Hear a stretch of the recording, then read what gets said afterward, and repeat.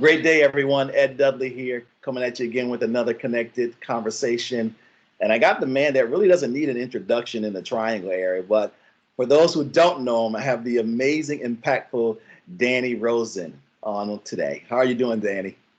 I'm hanging in there, man, just like you, doing the best I can to get by, trying to balance it all.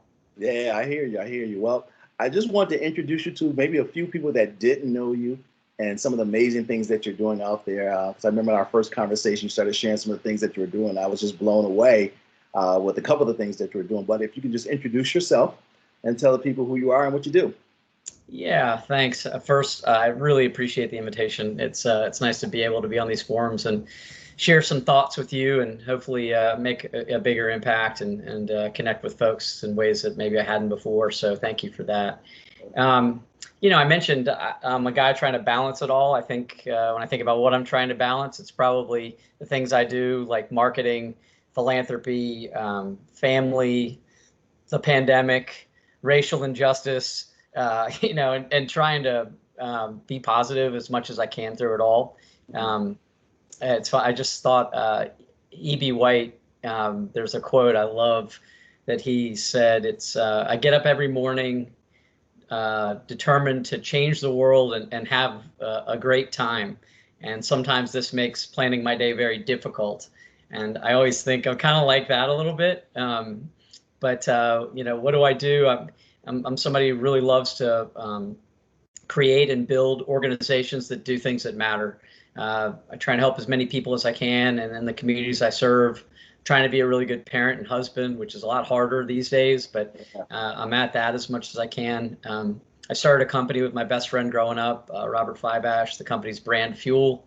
It's a promotional marketing company, so logoed merchandise, online store programs to help people get merch out. So we're doing all the face masks and stuff right now with cool brands and messaging. I co-founded a nonprofit called Band Together, which you know about, Ed, and that's been sort of a claim to fame, a hallmark for me. It's an organization that's a part of who I am, that serves a different nonprofit organization every year. We've been at it for 20 years now. We've raised over $10 million. We've served 20 nonprofits, and we do all of that through the power of live music. So concert events, which we can't have right now, which is really a challenge, but I'm really proud of the work there that I'm involved in and that they're doing. I serve on the A Place at the Table board, which you know very well about. I started several nonprofits, Promo Cares and Promo Kitchen, which are in the promotional products industry, education, and focused on sustainable initiatives and doing good in communities, mentorship programs. And again, just doing the family thing with Brooke and Tyler and Nicole, and trying to, I don't know, be the best dad and husband I can. Well, that's good. I love everything that you're doing. I love, when I first sat down and we talked about band together, and I was just blown away the impact that it's had in the community and for a lot of the nonprofits. So thank you for putting that together. So you brought up the pandemic and you brought up the racial injustice. How are you doing mentally, emotionally, the family and the businesses during these times? Yeah, well, you and I talked a little bit about this before. I think you put something out there, really bared your soul fairly recently, which got a lot of great airplay and really moved a lot of people, including myself. So I appreciate your sharing that. I penned something about the same time that I put on Facebook, and it was titled, I think I cried more than I have this week than I have in a lifetime. So Yeah. I'm like you, man. I'm a mess. I could start crying now. It's hard, man. It's really hard.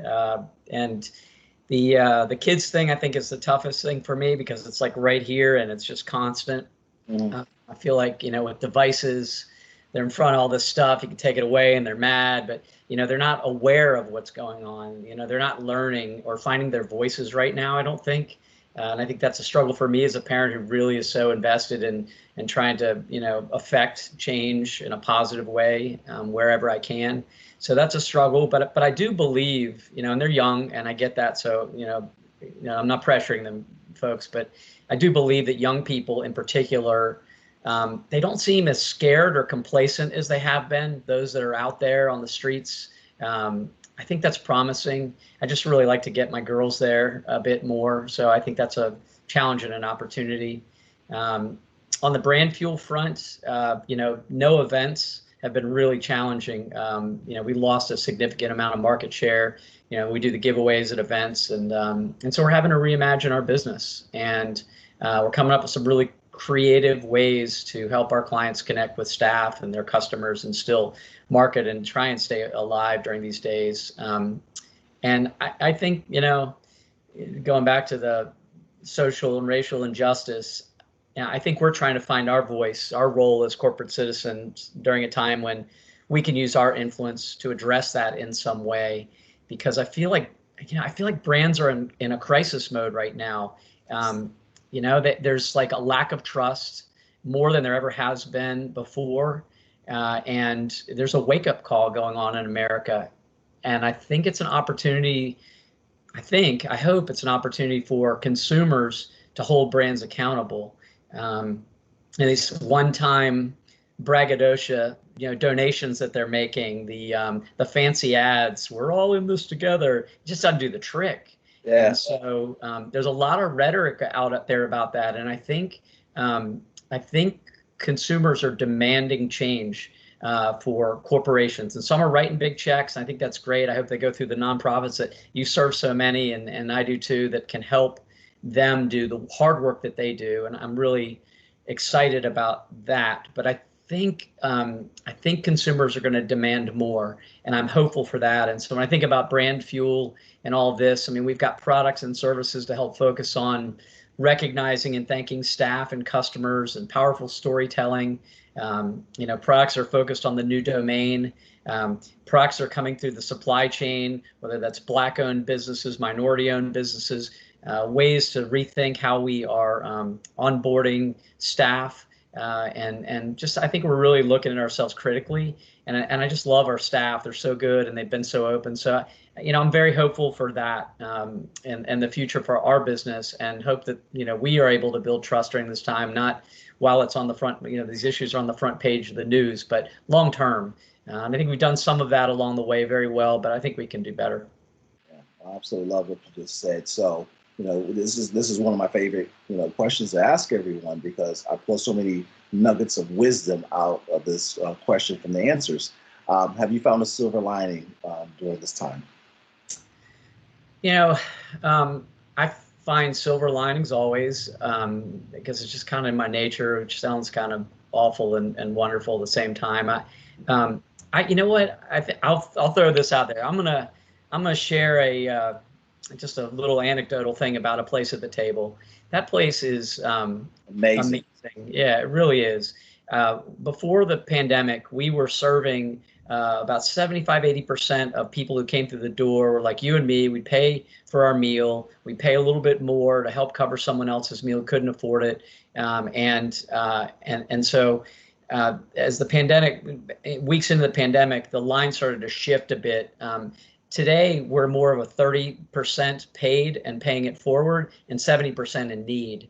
And so, I think in tragedy, good things can happen. There's more need, and I'm watching in the boardroom as Maggie, the co-founder or the founder and an executive director, and is leading the board to figuring out ways to evolve the mission of a place at the table, to serve more people and to get more people in the door and tell that story that's so important. And what's the best part of this, and you know this because you've been there, when you go to this special nonprofit cafe in downtown Raleigh, you may be sitting next to or near someone who doesn't look like you, someone who's carrying their home with them, a tent into, grab a biscuit, and they're given a bit of, I think, dignity, and you see that. And I think the silver lining for me, with all the rioting, the fires, and the businesses getting broken down, and the racial injustice that's happening all around us, that place is bringing folks together and doing the hard work. Even though we're sort of going backwards on the bottom line, we're still doing the work. And so I think in tragedy, good things will happen out of this. I'm hopeful. Yeah, there's always room at the place at the table for everyone. That's right. Well said. I absolutely love the place. I had Maggie on not too long ago. So I just love what she's doing as well. So is there anything that you're working on currently that you'd love to share with us? That's I'm working on a million things, but I would just take anything that would like benefit me and put that on the side. And I'd really think about a place at the table. Go support a place at the table. Right. You can buy tokens. You can buy. Right now it's closed because we're doing a renovation. It'll be open in a couple weeks. And go down there and let's flip that model a bit more so that the table can serve more people. Invest in nonprofits that you're supporting, band together, the organizations that have strained budgets right now and are doing the really extremely hard work, that needs to be done in our communities today, that our government isn't doing the perfect job of doing right now. Well, thank you. So how can the people find Mr. Danny Rosin? Yeah. You can find me. I just go to Brand Fuel. There's a great About Us page. You'll find me there. There's a picture of me when I was the only time I ever wore a bow tie when I was in first grade. And you click on that link and you'll find a bio with my email, all my favorite bands, the causes I support, some of my pet peeves, the whole thing. So check me out at brandfuel.com and you'll find me there. Thank you. Danny, I appreciate your time today and jumping off a little bit just to share who you are, what you're doing, and who you're supporting. I really appreciate it. Once again, everyone, this has been a connected conversation with Mr. Danny Rosin and the Triangle's most wanted and appreciated man. Thank you guys for tuning in. I look forward to talking to you guys again and bringing somebody else very interesting to the table. And once again, thank you, and you guys be blessed. Thanks, Ed.